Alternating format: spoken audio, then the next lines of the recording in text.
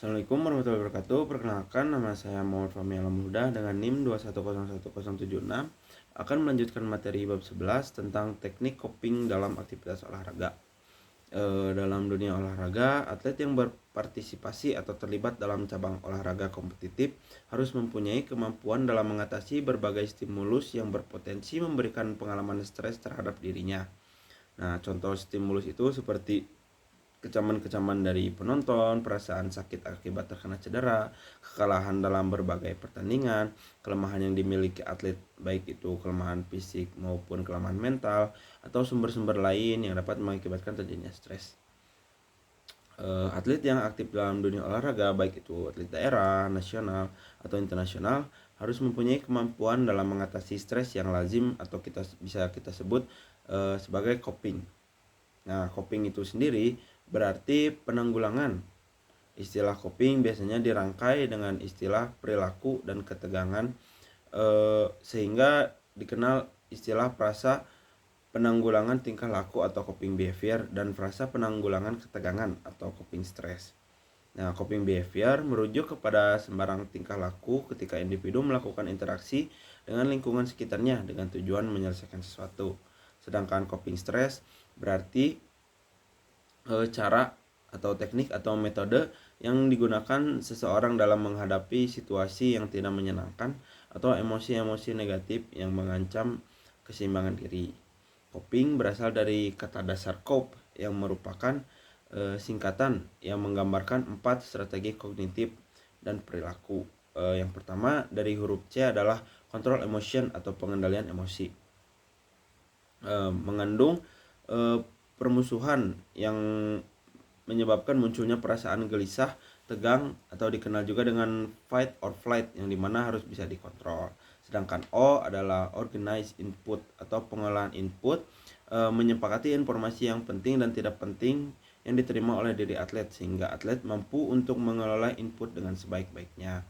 Dan P adalah plan response atau merencanakan respons. Atlet akan memfokuskan pada perasaan yang tidak menyenangkan untuk mencegah dan memelihara keadaan siap secara optimal dalam dirinya. Dan yang terakhir adalah E atau execute atau pelaksanaan, yang artinya atlet akan berupaya untuk merespons input secara cepat tanpa dipikir terlebih dahulu tentang apa yang harus diperbuat.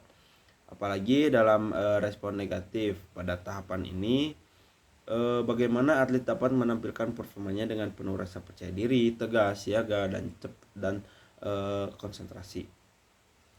Coping merujuk kepada strategi individu untuk mereaksi atau berupaya baik secara kognitif, afektif, ataupun perilaku untuk mengelola tuntutan eksternal dan internal secara spesifik. Dalam hal ini, atlet harus mengembangkan keterampilan coping secara kognitif dan perilaku untuk mengelola stres pada pertandingan yang dihadapi.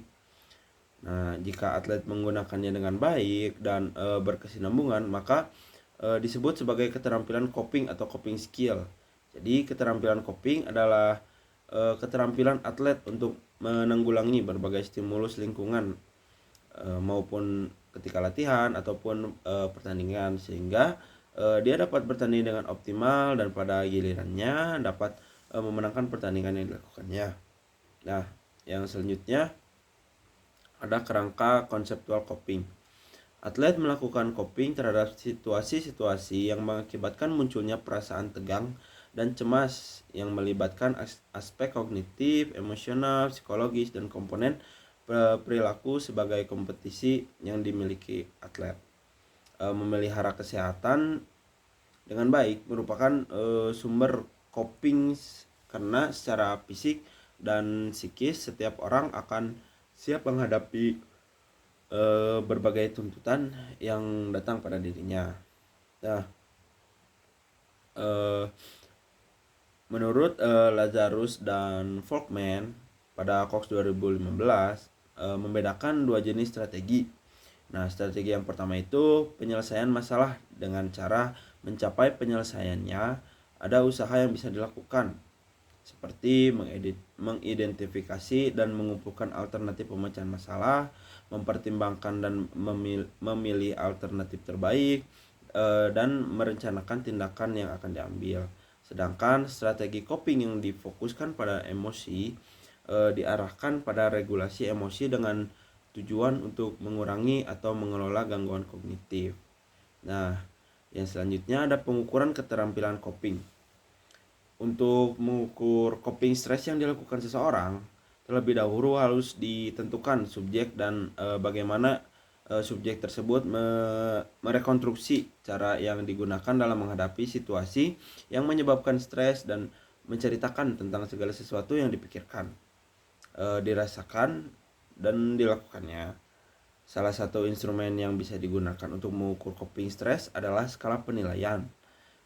Cohen pada tahun 2016 telah mengembangkan beberapa skala penilaian untuk mengukur coping, antara lain Stress Rating Scale for Student Athlete dan Coping Mechanism Stress Rating Scale.